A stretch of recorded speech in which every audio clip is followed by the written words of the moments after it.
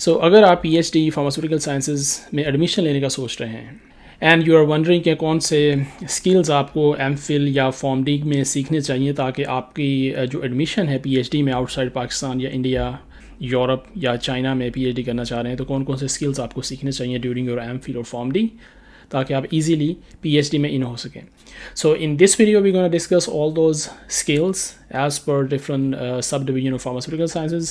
So stay tuned, keep watching my YouTube channel.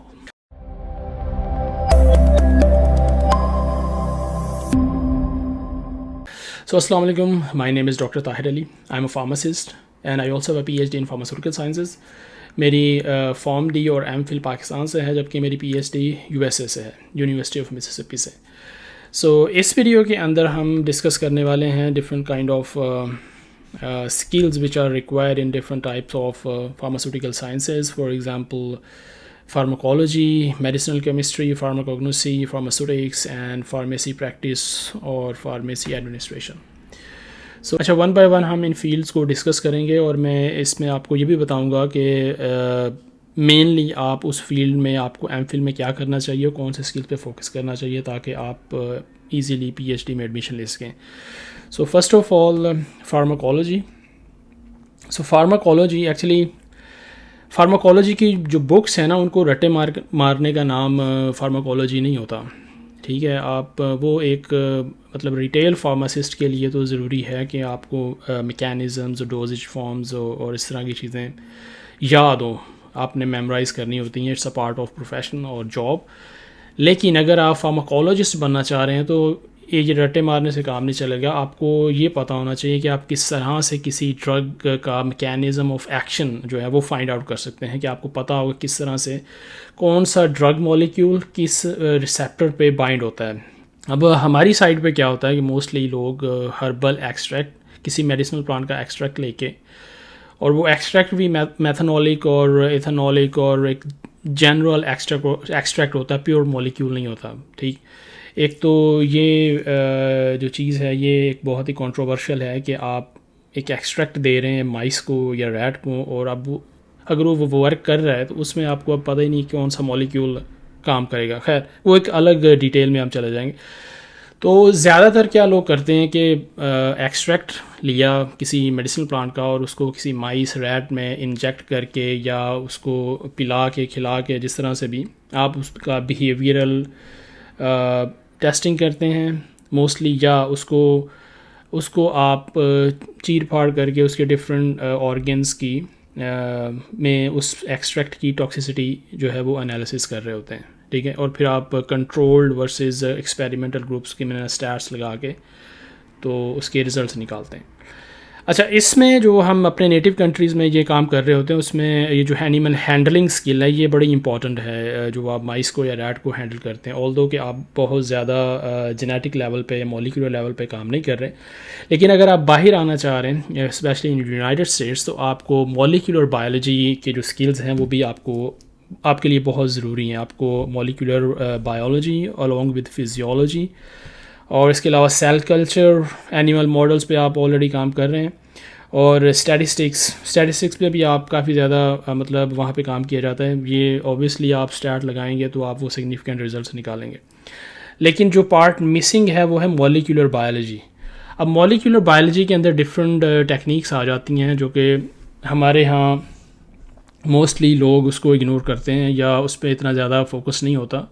For example polymerase chain reaction आपको आना चाहिए. It's a very basic skill in pharmacology.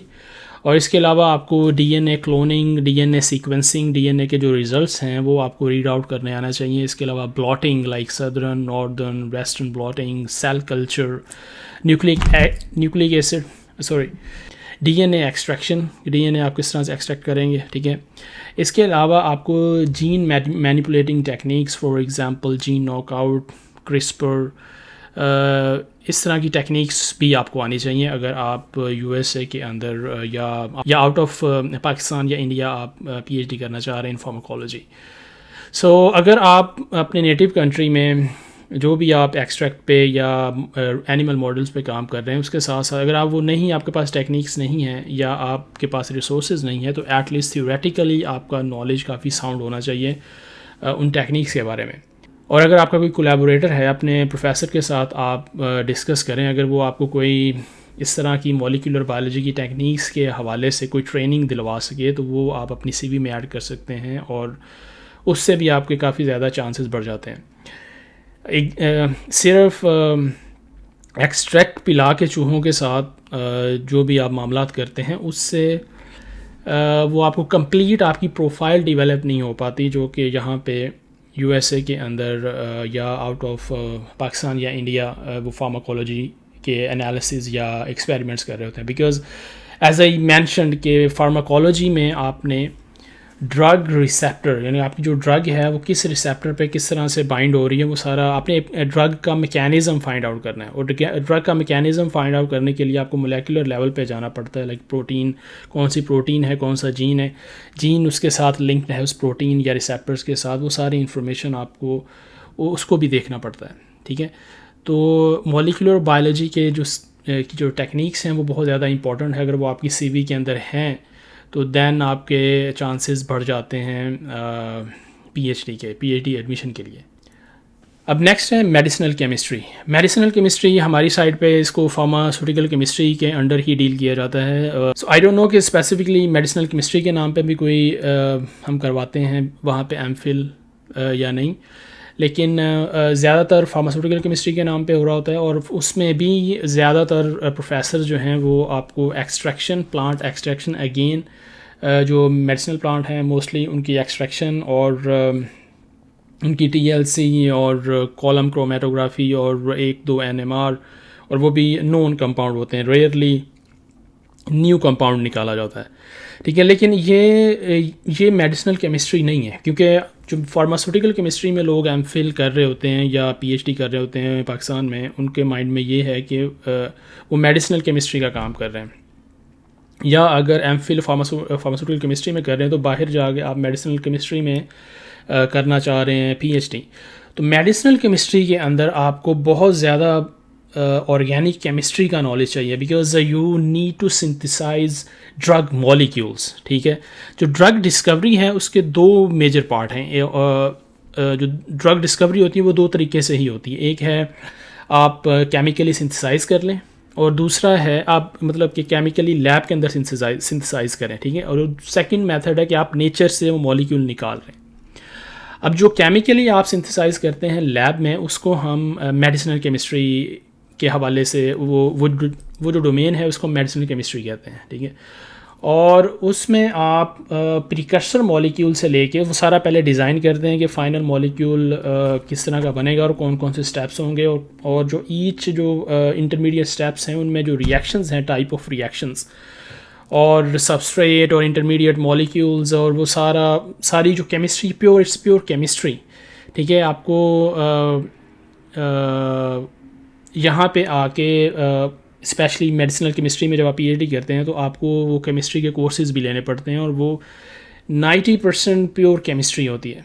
ठीक है, यानी कि आप रिएक्शंस पढ़ रहे हैं, सिंथेसाइज कर रहे हैं, जो पूरी एक चेन ऑफ रिएक्शन होती हैं, किस तरह से आप एक मॉलिक्यूल सिंथेसाइज करते हैं लैब में। और अगर आपके पास आपकी स्ट्रॉन्ग बेसिक हैं ऑर्गेनिक केमिस्ट्री में, सिंथेसिस में, ठीक है ना, और अगर आपने एमफिल में भी सिंथेसिस पे काफ़ी ज़्यादा काम किया है instead of just isolation of compounds from plants, अगर आपने सिंथेसिस पे काम किया हुआ है तो फिर आपके लिए यहाँ पे बहुत इजी होगा, आपकी जो सीवी है वो बहुत स्ट्रॉन्ग हो सकती है। और अगर आपके सिंथेसिस के ऊपर पेपर भी पब्लिश हैं और आपने कोई वाकई ही नोवल यूज़फुल मॉलिक्यूल डेवलप किया है तो आपके चांसेस पीएचडी में बढ़ जाएंगे, क्योंकि यहाँ पे मेडिसिनल केमिस्ट्री में एक्सट्रैक्शन प्लांट्स की नहीं करते। ठीक है, वो डिफरेंट डोमेन है, उसको हम देखते हैं, वो नेचुरल प्रोडक्ट्स में आती है, फार्माकोग्नोसी में आती है, तो वो एक डिफरेंट डोमेन है। वो अगर आप अपनी फार्मास्यूटिकल केमिस्ट्री एमफिल में अगर आप प्लांट की एक्सट्रैक्शन कर रहे हैं और आप उसके बाद ये सोच रहे हैं कि आपको मेडिसिनल केमिस्ट्री पीएचडी में आप चले जाएंगे, सर्वाइव कर जाएंगे, तो आपको बहुत टफ टाइम मिलेगा। फर्स्ट ऑफ ऑल तो आपका एडमिशन ही नहीं होगा, और सेकंड ऑफ ऑल अगर आपका हो भी जाता है तो आपको बहुत ज़्यादा केमिस्ट्री लर्न करना पड़ेगी, बहुत ज़्यादा हार्डकोर किस्म की केमिकल एनालिसिस और रिएक्शन एक्सपेरिमेंट्स करने पड़ते हैं। ठीक है ना, तो इसलिए आप एमफिल में अगर तो आप मेडिसिनल केमिस्ट्री अगर आप एमफिल कर रहे हैं और अगर आप ऑलरेडी सिंथेसिस पे काम कर रहे हैं तो then you are on right track. लेकिन अगर आप जस्ट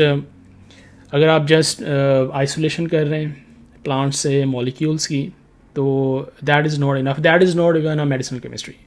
अच्छा, अब जितने भी रिएक्शन आप करते हैं सबस्ट्रेट्स के प्रिकर्सर मॉलिक्यूल से आप इंटरमीडिएट मॉलिक्यूल्स और फिर आप फाइनल मॉलिक्यूल तक पहुंचते हैं, ठीक है। It could be 2, 3, 4 step reaction or maybe multiple reaction, or maybe it contains like about 40, 50 step reactions. It depends कि कौन सा मॉलिक्यूल आप बनाना चाह रहे हो, कितने स्टेप्स। अब हर स्टेप पे एक इंटरमीडिएट मॉलिक्यूल बनेगा। नेक्स्ट आपने आपको प्रिकर्सर का और जो मॉलिक्यूल बनेगा उसका आपने कैम ड्रा या जो भी आपने एनालिसिस किया तो आपको पता है कि ये स्ट्रक्चर बनेगा। अब उस स्ट्रक्चर को आपने हर स्टेप पे हर इंटरमीडिएट को NMR करके आपने एनालिसिस करना है। और NMR के लिए आपने पहले उसको आइसोलेट भी करना है। वो आप कॉलम करेंगे या आप HPLC आपको आनी चाहिए ताकि आप वो उसको प्योरीफाई कर सकें, देन आप उसका NMR एनालिसिस कर सकें। तो आपको NMR भी आना चाहिए, HPLC भी आनी चाहिए, ठीक। तो अगर आप ऑलरेडी एमफिल के अंदर NMR सीख रहे हैं, HPLC isolation purification of what ever intermediate molecules जो कि आप सिंथेसाइज़ कर रहे हैं, जो भी मॉलिक्यूल आप सिंथेसाइज़ कर रहे हैं उसके जो इंटरमीडिएट मॉलिक्यूल्स हैं वो आप प्योरीफाई करके NMR कर रहे हैं और प्लस आप सिंथेसिस में इन्वॉल्व हैं, तो then you are on right track. लेकिन अगर आप सिंथेसिस नहीं कर रहे और आप उसको मेडिसिनल केमिस्ट्री कह रहे हैं तो देन आपको बहुत ज़्यादा प्रॉब्लम होगी। पहले तो आपको मिलेगा ही नहीं एडमिशन, और अगर आपको मिल भी गया तो आप परेशान रहेंगे, आपको बहुत ज़्यादा केमिस्ट्री सीखनी पड़ेगी, ठीक है। तो जो मेडिसिनल केमिस्ट्री है उसमें फिर आपको NMR, मास स्पेक भी चाहिए होता है, ठीक है। और क्योंकि समटाइम्स क्वांटिटी बहुत कम होती है तो आप मास स्पेक से डाटा जो आपका स्ट्रक्चर है उसको आप लूसीडेट कर लेते हैं, या आप मास स्पेक्ट्रोमेट्री भी आपको स्ट्रक्चर एनालिसिस में हेल्प करती है, वो भी आपको आनी चाहिए, और HPLC भी आनी चाहिए। अब ये वो टेक्निक्स हैं, अगर आपको प्रैक्टिकली आपका एक्सपोजर नहीं तो एटलीस्ट थ्योरेटिकली आपको इन चीज़ों का साउंड एक्सपोजर होना चाहिए या आपके पास थ्योरेटिकली नॉलेज होना चाहिए, ठीक है। और अब तो मेडिसिनल केमिस्ट्री के अंदर एंजाइमोलॉजी और मॉलिक्यूलर बायोलॉजी की टेक्निक्स भी इन्वॉल्व हैं। मुझे याद है कि मेरे साथ जो मेडिसिनल केमिस्ट्री की लैब थी वो सिंथेसिस भी करते थे, प्लस वो जो मॉलिक्यूल था उसकी मॉडिफिकेशन, आई थिंक उसकी मॉडिफिकेशन के लिए वो एंजाइम ग्लाइकोसाइल ट्रांसफरेजेस वो एक्सप्रेस कर रहे थे ताकि उनके पास वो एंजाइम आए और दैन वो उस एंजाइम को यूज़ करके तो वो शुगर मोइटी जो रिएक्शन लगाना चाह रहे हैं तो वो अपना जो डेरिवेटिव है वो बना सकें यूजिंग एंजाइम, ठीक है। और एंजाइम को वो कैसे बना रहे थे, वो मॉलिक्यूलर बायोलॉजी या जेनेटिक इंजीनियरिंग, यानी जो ग्लाइकोसाइल ट्रांसफरेज है वो उन्होंने लिया और उसको इक्वलाई में डाला और उसको एक्सप्रेस करवाते थे, और उसकी प्रोटीन वो जो एंजाइम था वो एक्सट्रैक्ट करते थे और उस एंजाइम को यूज़ करते थे in vitro for the modification of whatever molecules they are interested in, ताकि वो ग्लाइकोसाइलेटेड डेरिवेटिव्स बना सकें। तो कहने का मकसद ये है कि अब बहुत ही इंटरडिसिप्लिनरी होती जा रही है मेडिसिनल केमिस्ट्री भी, इसमें मॉलिक्यूलर बायोलॉजी की टेक्निक्स भी अगर आपको आती हैं तो आप के अगेन चांसेस जो हैं वो इंक्रीज़ हो जाएंगे, ठीक है। Molecular biology, NMR, HPLC, mass spec and synthesis, most important is synthesis आपको आना चाहिए मेडिसिनल केमिस्ट्री में, ठीक। अच्छा, अब मेडिसिनल केमिस्ट्री के अंदर ही एक और ब्रांच है which is called computational medicinal chemistry. So जो ट्रेडिशनल मेडिसिनल केमिस्ट्री है it's a kind of a wet lab medicinal chemistry, आपको बहुत ज़्यादा एक्सपेरिमेंट्स लैब में करने पड़ते हैं। लेकिन जो कंप्यूटेशनल मेडिसिनल केमिस्ट्री है इसमें आपको लैब के अंदर कोई फ़िज़िकल एक्सपेरिमेंट तो नहीं करने पड़ते जाके, मतलब कोई रिएक्शन नहीं करना पड़ता, लेकिन आपको कंप्यूटर के ऊपर different kind of softwares use करने पड़ते हैं। फॉर एग्ज़ाम्पल आप मतलब different kind of a derivative of a molecule वो डिज़ाइन कर सकते हैं, दैन उनकी आप डॉकिंग करके जो भी पर्टिकुलर रिसेप्टर आप इंटरेस्टेड हैं उसके साथ आप चेक करते हैं कौन सा बेस्ट फिट है, ठीक है। और इस तरह से आप प्रपोज करते हैं कि इंस्टेड ऑफ के आप 50 और 100 मॉलिक्यूल सिंथेसाइज करें तो वो आपको नैरो डाउन करके डिफरेंट इन सिलिको एनालिसिस करके तो आपको बता देंगे कि 100 में से या 1000 में से ये 2-4 मॉलिक्यूल बेस्ट फिट हैं, इन पे आप मतलब कि इसको सिंथेसाइज़ किया जाए। तो कंप्यूटेशनल केमिस्ट्री के अंदर, मेडिसिनल केमिस्ट्री के अंदर, और इसको इन सिलिको ड्रग डिस्कवरी भी बोलते हैं, इसमें आपने कंप्यूटर के अंदर डिफरेंट ड्रग मॉलिक्यूल्स पहले डिज़ाइन करते हैं, अगर वो ऑलरेडी हैं तो उनको आप नैरो डाउन करते हैं use by doing different kind of experiments in computer. You are using different kind of simulation softwares और डॉकिंग सॉफ्टवेयर्स, और ये जानने के लिए कौन सा मॉलिक्यूल जो भी पर्टिकुलर रिसेप्टर है उसके अगेंस्ट कितना ज़्यादा इफ़ेक्टिव है. अच्छा, अब इसमें आपने सिंथेसाइज नहीं करने होते मॉलिक्यूल्स, इसमें जस्ट आपने सजेस्ट करना होता है, लेकिन वो सजेशन के लिए भी और नैरो डाउन के लिए भी आपको बहुत लंबे चौड़े एनालिसिस करने पड़ते हैं. उसके लिए आप कंप्यूटेशनल टूल्स यूज़ करते हैं. आपको मोस्ट ऑफ द टाइम वो साइमुलेशन के लिए सुपर कंप्यूटर्स यूज़ करने पड़ते हैं, और बल्कि आपकी लैब को एक्सेस होती है जो भी सुपर कंप्यूटर अवेलेबल है, ताकि आपकी जो साइमुलेशन हैं वो इजीली हो सकें, या जो भी एनालिसिस हैं वो आप इजीली करके तो वो नैरो डाउन कर सकें जो भी कैंडिडेट लिस्ट है मॉलिक्यूल्स की. सो अगर आप मोस्टली अगर पाकिस्तान में आप लोग या इंडिया में ये, क्योंकि इसके लिए कोई आपको स्पेसिफिक रॉ मटेरियल नहीं चाहिए होता अदर दैन सॉफ्टवेयर्स, तो सम टाइम, बल्कि मोस्ट ऑफ द टाइम लोगों को ये कंप्यूटेशनल टूल्स, मॉलिक्यूलर डॉकिंग या साइमुलेशन का आइडिया होता है. तो इस फील्ड में आई थिंक लोग they are pretty much on the track. वो ऑलरेडी वही उसी तरह के जो स्किल्स हैं वो सीख रहे होते हैं. ठीक है. तो ये भी आजकल बहुत ज़्यादा इन है कंप्यूटेशनल मेडिसिनल केमिस्ट्री, और अगर आप इसमें भी पीएचडी करना चाह रहे हैं तो काफ़ी ज़्यादा यूनिवर्सिटीज़ जो हैं वो इसमें आपको पीएचडी ऑफ़र करती हैं. अच्छा, अब फार्माकोग्नोसी ये actually this is a drug discovery from nature. अब जिस तरह मैंने बताया कि दो ड्रग डिस्कवरी के दो मेन राउट्स हैं. एक आप लैब में सिंथेसाइज कर लें मॉलिक्यूल, ठीक है, या आप नेचर से वो मॉलिक्यूल निकाल लें या आइसोलेट कर लें या सर्च कर लें नेचर में. सो नेचर में फॉर एग्जांपल ये आपको मॉलिक्यूल नज़र आ रहा है पेंसिलिन. ठीक है, it's a very famous molecule, और आप डेली लाइफ में ये ड्रग यूज़ भी करते हैं, और मोस्टली हर बंदा इसको जानता है पेंसिलिन को, और penicillin is a natural product. अब मोस्टली जो फार्माकोग्नोसी जब लोग बात करते हैं तो उनके जहन में सिर्फ हर्बल या इस तरह की चीज़ें माइंड में आती हैं, प्लांट्स वगैरह. लेकिन pharmacognosy doesn't mean just extract. Pharmacognosy में आप एक्चुअली मॉलिक्यूल आप आइसोलेट और प्योरीफाई करते हैं फ्रॉम नेचर, और नेचुरल सोर्स कुछ भी हो सकता है. फॉर एग्जांपल आप प्लांट से कर सकते हैं, फंजाई या बैक्टीरिया, कोई भी चीज़ हो सकती है. तो आप अगर नेचर से मॉलिक्यूल एक्सट्रैक्ट कर रहे हैं, और अगर आप एमफिल में या वट एवर फॉर्म डी के अंदर अगर आप इस तरह का मॉलिक्यूल प्योरीफिकेशन फ्रॉम नेचर, उस तरह की एक्सपर्टीज़ ले रहे हैं, अब इसमें आपको एनएमआर भी आना चाहिए, प्लस आपको मास स्पेक भी आना चाहिए, क्योंकि उससे आप वो जो भी पर्टिकुलर मॉलिक्यूल है उसका स्ट्रक्चर वैलिडेट करेंगे. ठीक है. और प्योरीफिकेशन के लिए आपको कॉलम क्रोमेटोग्राफी, टीएलसी और एचपीएलसी, अगर आपके पास एचपीएलसी है तो वो ज़्यादा बेस्ट है. आपको HPLC, then spectroscopy, for example NMR भी आना चाहिए आपको. और इसके अलावा अब जो करंट सिनेरियो चल रहा है उसमें आपको molecular biology, functional genomics, synthetic biology, ये टेक्निक्स भी आनी चाहिए, फिर आप इस फील्ड में सर्वाइव कर सकते हैं. बिकॉज़ अब ये फील्ड सिर्फ रिस्ट्रिक्टेड नहीं है कि आप जस्ट प्लांट में से एक्सट्रैक्ट निकालेंगे और एक्सट्रैक्ट में से कोई मॉलिक्यूल निकालेंगे और एनएमआर वगैरह करके तो उसका स्ट्रक्चर इस्टेब्लिश करेंगे. अब यहाँ तक नहीं है. अब इससे आगे ये फील्ड चलेगी, और इसमें बहुत ज़्यादा जेनेटिक इंजीनियरिंग और सिंथेटिक बायोलॉजी इन्वॉल्व है. बिकॉज़ इसके रीज़न ये है कि अगर आपको एक मॉलिक्यूल मिल जाता है नेचर में ना, और वो मॉलिक्यूल बहुत ही इफ़ेक्टिव है, फॉर एग्जांपल एंटी कैंसर है, लेकिन अब अगर आप प्लांट से ले रहे हैं तो प्लांट में वो बहुत ही माइन्यूट क्वांटिटी में, these are mostly secondary metabolites, जो कि जिनकी मेडिसिनल प्रॉपर्टीज़ होती हैं, अब वो बहुत ही स्मॉल क्वांटिटी में है. ठीक. अब उसकी क्वांटिटी को आपको इन्हेंस कैसे करेंगे? फॉर एग्जांपल अगर वो किसी फंगस या बैक्टीरिया में है तो आप उसको इन्हेंस कैसे करेंगे, या प्लांट में, तो उसको इन्हेंस करने का, उसकी प्रोडक्शन को या उसको कमर्शियल करने का, या down stream pre clinical trials, और दैन अगर वो सक्सेसफुल होते हैं तो फिर आप उसको, मतलब फिर वो आप उसको कमर्शियल करते हैं. अब उसकी क्वांटिटी कैसे बढ़ाई जाए, उसका एक तरीका है कि आप लैब में उसको सिंथेसाइज कर लें, ठीक है।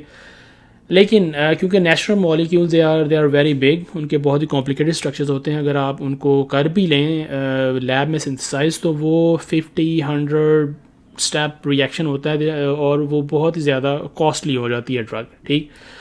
तो अब उसका जो दूसरा मेथड है वो ये है कि आप उसका जो जीन्स हैं, whatever genes are responsible for that particular natural product, वो आप जीन लें, जीन क्लस्टर उसको बोलते हैं। For example this is a picture of kind of gene cluster.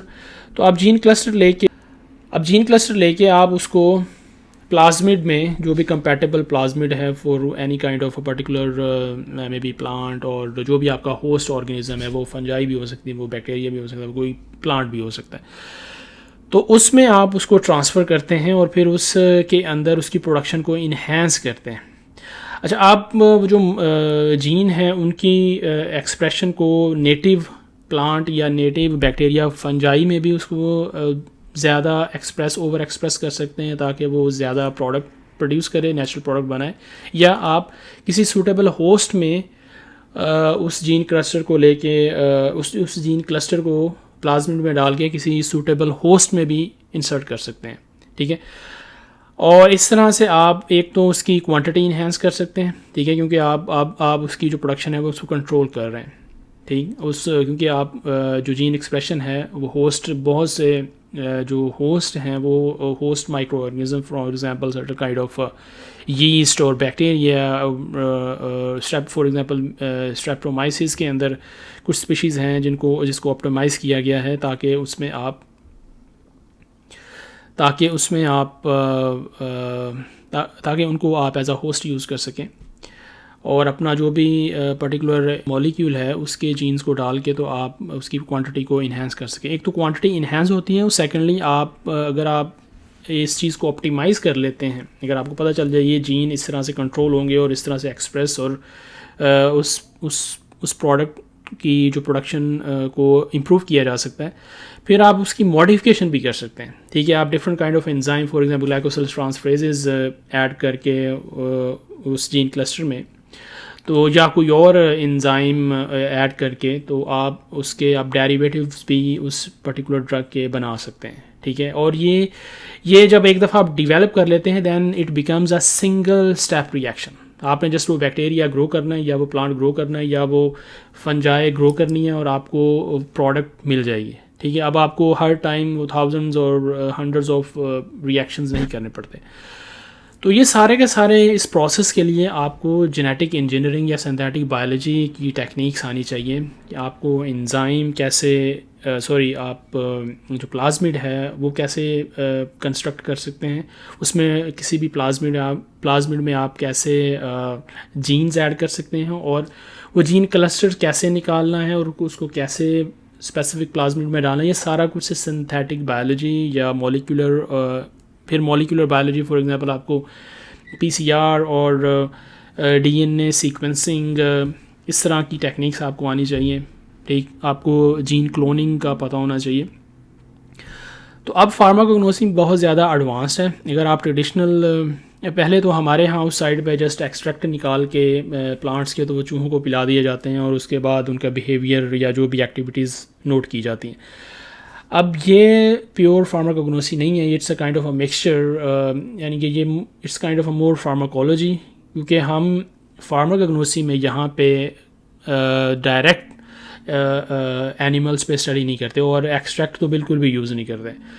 तो अगर आप सिर्फ एक्सट्रैक्ट निकाल रहे हैं किसी प्लांट का और चूहों पे काम कर रहे हैं, चूहों को पिला रहे हैं या जो भी कर रहे हैं, तो फिर आपके जो चांसेस हैं पीएचडी में आउट ऑफ पाकिस्तान वो बहुत ज़्यादा मुश्किल हो जाएंगे, स्पेशली यूरोप में या यूनाइटेड स्टेट्स में। अगर आपकी सीवी पे NMR, mass spec, genetic engineering और मॉलिक्यूलर बायोलॉजी, सिंथेटिक बायोलॉजी के स्किल्स नहीं हैं तो फिर बहुत ज़्यादा आपके लिए टफ़ हो जाएगा।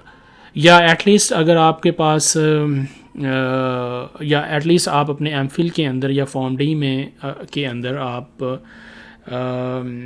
आइसोलेशन, प्योरीफिकेशन ऑफ मॉलिक्यूल्स, यानी कि आप किसी भी फॉर हर्ब की जो भी आप कर रहे हैं मॉलिक्यूल निकाल रहे हैं उसको प्योर करें और उसको NMR उसकी एटलीस्ट आपको ये चीज़ आनी चाहिए कि उसको आप प्योर कैसे करते हैं, उसका NMR करके उसका स्ट्रक्चर वैलिडेट या इस्टेब्लिश कैसे करते हैं, ये आनी चाहिए। अगर आपको जेनेटिक इंजीनियरिंग नहीं भी आती तो उसके लिए आप थ्योरेटिकली बुक्स या उससे आप अपना जो है इंक्रीज़ कर सकते हैं नॉलेज। और अगर आपके प्रोफेसर की किसी के साथ कोलैबोरेशन है तो आप मॉलिक्यूलर बायोलॉजी की टेक्निक सीख सकते हैं।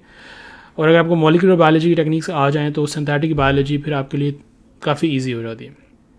तो इस तरह के स्किल्स आपको चाहिए ताकि आप PhD इन फार्माकोग्नोसी या इससे रेलिवेंट फील्ड में आप अगर आप PhD करना चाह रहे हैं। अब नेक्स्ट फार्मास्यूटिक्स में आप कोई मॉलिक्यूल डिस्कवर नहीं करते, बल्कि जो ऑलरेडी मॉलिक्यूल डिस्कवर हैं या ड्रग मॉलिक्यूल्स हैं उनकी आप एफिकेसी को बढ़ाने की कोशिश करते हैं, उसकी फॉर्मुलेशन को बेटर करके, ठीक है, या उसके जो भी डिलीवरी सिस्टम है उसको आप मज़ीद इम्प्रूव करते हैं ताकि ड्रग की एफिकेसी बायो अवेलेबिलिटी उसकी बढ़ जाए, ठीक, और वो ज़्यादा सेफ़ स्टेबल और इफ़ेक्टिव हो जाए। तो इसके लिए डिफरेंट काइंड ऑफ स्किल्स हैं। फॉर एग्जांपल आपको बेसिक केमिस्ट्री फिज़िकल केमिस्ट्री का आइडिया होना चाहिए, यानी कि कौन सा मॉलिक्यूल आप किसी के साथ और कौन सा मटेरियल किस मटेरियल के साथ मिक्स करेंगे तो किस तरह का मटेरियल बनेगा, मतलब उसकी सॉल्युबिलिटी इंक्रीज़ होगी डिक्रीज़ होगी, कौन सा पॉलीमर बन सकता है, कैसे वो पॉलीमर बॉडी के अंदर कैसे बिहेव करेगा, इस तरह की जो इन्फॉर्मेशन है वो आपको फ़िज़िकल केमिस्ट्री का आपको नॉलेज होना चाहिए, प्लस मैथ कि आपने मिक्सिंग करनी है उसके बिहाइंड जो भी मैथमेटिक्स है वो आपको पता होना चाहिए।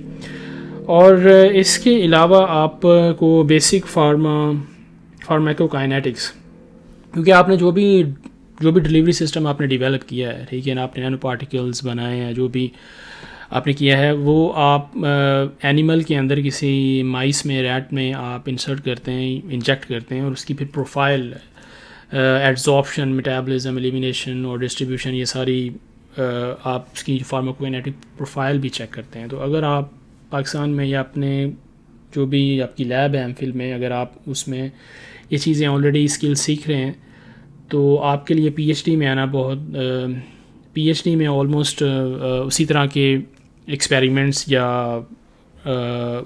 उसी से रिलेटेड आप काम कर रहे होते हैं। काफ़ी ज़्यादा नैनो टेक्नोलॉजी पे आजकल काम हो रहा है और पाकिस्तान में भी काफ़ी लोग ऐसे हैं जो कि नैनो टेक्नोलॉजी के ऊपर नैनो पार्टिकल्स पे काम करते हैं। तो जो लोग ड्रग फार्मूलेशन को ऑलरेडी इन्हेंस कर रहे हैं using various kind of technologies, तो ऑलरेडी वो स्किल्स एमफिल में या फॉर्म डी में वो सीखते हैं। तो उसमें इस फार्मास्यूटिक्स में आई डोंट थिंक सो कि लोगों को बहुत ज़्यादा सरप्राइज़ होना पड़ता है जब वो इधर आते हैं, उनको ऑलरेडी काफ़ी चीज़ें एक्सपोजर होता है उनको, ठीक है। तो ये इसमें इतना ज़्यादा प्रॉब्लम नहीं है फार्मास्यूटिक्स में। यहाँ पे एक और चीज़ मेंशन करना चाहता हूँ कि आप अगर PhD में आना चाह रहे हैं तो ज़रूरी नहीं है कि आप एमफिल करें, आप फॉर्म डी के बाद भी आ सकते हैं। फॉर्म डी भी बहुत बड़ी डिग्री है, लोगों को ये आइडिया नहीं है, लोग खामखा अपना टाइम एमफिल में वेस्ट करते रहते हैं।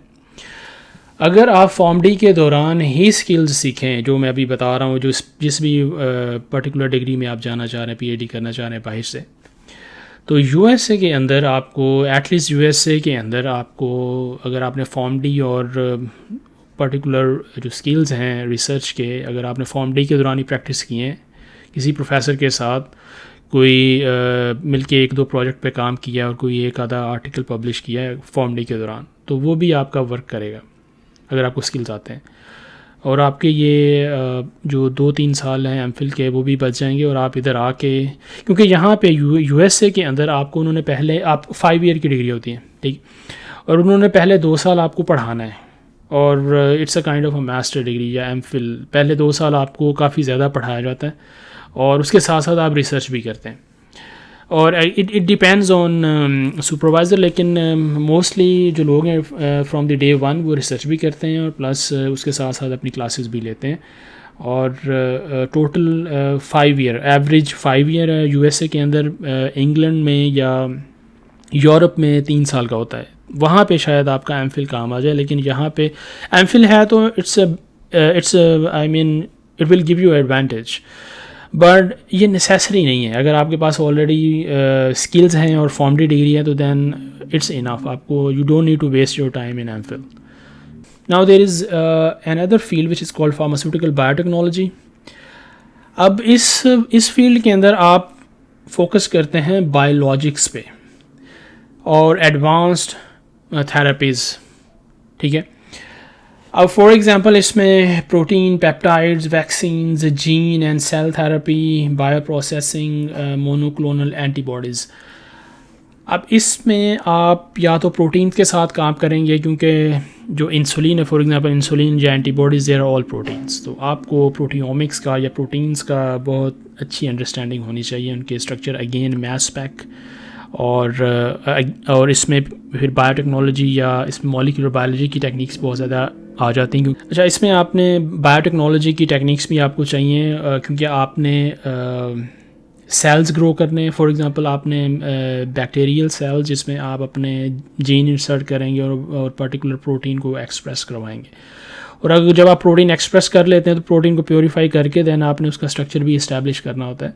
तो और जो प्रोटियोमिक्स है उसके लिए मोस्टली मास स्पेक यूज़ होता है। And I am not sure कि ये डिग्री और या इसमें एमफिल या ये जो सारी टेक्निक्स हैं ये पाकिस्तान में अवेलेबल हैं, लेकिन अगर आप इसमें इंटरेस्टेड हैं तो एटलीस्ट आपको थ्योरेटिकली प्रोटियोमिक्स का आइडिया होना चाहिए और बायोटेक्नोलॉजी का या मॉलिक्यूलर बायोलॉजी में आपको इंटरेस्ट होना चाहिए, तो फिर आप इस फील्ड में इजीली एब्जॉर्ब हो सकते हैं। Now the last field is pharmacy administration, और फार्मेसी एडमिनिस्ट्रेशन में आप basically pharmacy economics, management and public health के बारे में डिस्कस करते हैं, और आपका जो फोकस है वो होता है कि how medicine are used in real life, how much they cost, who gets access, whether they are used correctly, how policies affect patients and pharmacists। तो इसमें आपका जो ज़्यादा फोकस है वो लोगों पे या सिस्टम पॉलिसीज़ पे और डिसीजन मेकिंग पे ज़्यादा होता है, यानी कि आप जो रिसर्च करेंगे उसका इम्पेक्ट पॉलिसी मेकिंग में या डिसीजन मेकिंग में होता है, किस तरह से हम ड्रग्स को यूटिलाइज़ करेंगे सोसाइटी के अंदर। अब इसमें कोई वेट लैब एक्सपेरिमेंट्स नहीं होते, आपने लैब में जाकर कोई एक्सपेरिमेंट नहीं करना। Again it's a kind of rigorous research of various kind of databases related to medicines, utilisation of different kind of medicine, combination of medicine के जो भी मेडिसन मार्केट में अवेलेबल है वो किस तरह से यूज़ हो रही है, पेशेंट उसको, और उसमें पेशेंट यूज़ करके उसको पेशेंट को कितना फ़ायदा हो रहा है, और कौन से कॉम्बिनेशन वर्क करते हैं, कौन से नहीं करते हैं, किन से ज़्यादा साइड इफ़ेक्ट्स हो रहे हैं, और पेशेंट की जो मेडिकेशन के हवाले से एडहेरेंस है वो कैसी है, पेशेंट सेफ्टी प्रोफाइल कैसा है against that those kind of medicines, और पेशेंट की जो क्वालिटी ऑफ लाइफ है उस पर क्या असर पड़ रहा है उन मेडिसिन को यूज़ करके। इसके अलावा cost effectiveness of drugs, cost benefit analysis, drug pricing, drug laws and policies, impact of health care reforms, ठीक है। इसके अलावा कम्युनिटी एंड हॉस्पिटल प्रैक्टिस किस तरह से हो रही है और उसमें क्या चेंजेस होनी चाहिए, या जो चेंजेस हुई हैं वो उससे कोई फ़ायदा भी हुआ है कि नहीं, और वर्क फ्लो ऑप्टिमाइजेशन, हॉस्पिटल्स में जो दवाइयों का वर्क फ्लो है वो कैसा है, या सोसाइटी में दवाइयों का जो वर्क फ्लो है वो कैसा है, उसके बारे में आप रिसर्च करते हैं, और फार्मासिस्ट का रोल और उसकी सर्विसेज सोसाइटी में कैसी हैं, मेडिकेशन थेरेपी मैनेजमेंट वो किस तरह से हो रही है। तो ये various kind of its a kind of analysis of different kind of practices happening in society regarding medicines. तो इसमें स्पेशली आपको स्टैटिस्टिक, आपका बहुत ज़्यादा जो स्टैटिस्टिक स्किल्स हैं वो बहुत ज़्यादा आपके स्ट्रॉन्ग होने चाहिए, बिकॉज इसमें आपने different various kind of data लेना है ऑनलाइन मेडिसिन के हवाले से। फॉर एग्जांपल कोई भी जैसे एंटीबायोटिक्स हैं, और एंटीबायोटिक्स किस तरह से सोसाइटी में यूज़ हो रही, कौन से कॉम्बिनेशन है, और उनकी रेजिस्टेंस कितनी इंक्रीज़ हो रही है, कैसे वो रेजिस्टेंस मैनेज हो रही है, या बढ़ रही है, कम हो रही है, क्या उसका इम्पैक्ट है उन कॉम्बिनेशंस का, या उसकी फ्रीक्वेंसी का, जो भी पर्टिकुलर एंटीबायोटिक यूज़ की जा रही है सोसाइटी में। तो ये जो लोग इसमें भी एमफिल कर रहे हैं या एमडी के फाइनल ईयर में जब आप कोई प्रोजेक्ट करते हैं तो मोस्टली क्लिनिकल या इस तरह की फार्मेसी प्रैक्टिस के हवाले से होता है। तो आमतौर पे पाकिस्तान में भी इसके हवाले से लोग काफ़ी ऑलरेडी अवेयर हैं और वो जो स्किल्स सीख रहे हैं वो they are again align with what is happening in the world outside Pakistan. So उसमें भी आई डोंट थिंक सो कि कोई ज़्यादा प्रॉब्लम है। तो इसमें ज़्यादा प्रॉब्लम नहीं है। फार्मास्यूटिक्स, फार्मेसी प्रैक्टिस, इसमें लोग मोस्टली उसी तरह के स्किल्स जो है वो हासिल कर रहे होते हैं जो कि चाहिए होते हैं। और इसके अलावा जो कंप्यूटेशनल मेडिसिन केमिस्ट्री है वो भी, उसमें भी काफ़ी हद तक स्किल्स वही हैं जो कि चाहिए होते हैं। लेकिन फार्माकोलॉजी में, फार्माकोग्नोसी, मेडिसिनल केमिस्ट्री में लोग उस तरह से काम नहीं कर रहे जिस तरह से करना चाहिए, या जो स्किल्स आपको चाहिए जो कि एडवांस स्किल्स हैं जो कि अब करंटली यूज़ हो रहे हैं। तो जो भी आप रिसर्च कर रहे हैं तो आपको फोकस करना चाहिए कि आप कौन से लेटेस्ट स्किल सीख सकते हैं, अपनी सीवी में ऐड कर सकते हैं। अगर आपके पास रिसोर्सेज नहीं हैं तो आप किसी के साथ कोलैबोरेट करें, या आप एटलीस्ट थियोरेटिकली उन चीज़ों को सीखें, उसके बारे में पढ़ें, अपना नॉलेज इम्प्रूव करें। तो इस तरह से आप अपनी सीवी को और इम्प्रूव कर सकते हैं, अपने नॉलेज को इम्प्रूव कर सकते हैं। और जो भी आपका इंटरव्यू होगा, वट एवर फील्ड, जो भी आप फार्मास्यूटिकल फील्ड में इंटरेस्टेड हैं, तो होपफुली आपका जो एडमिशन है वो ईजिली हो जाएगा।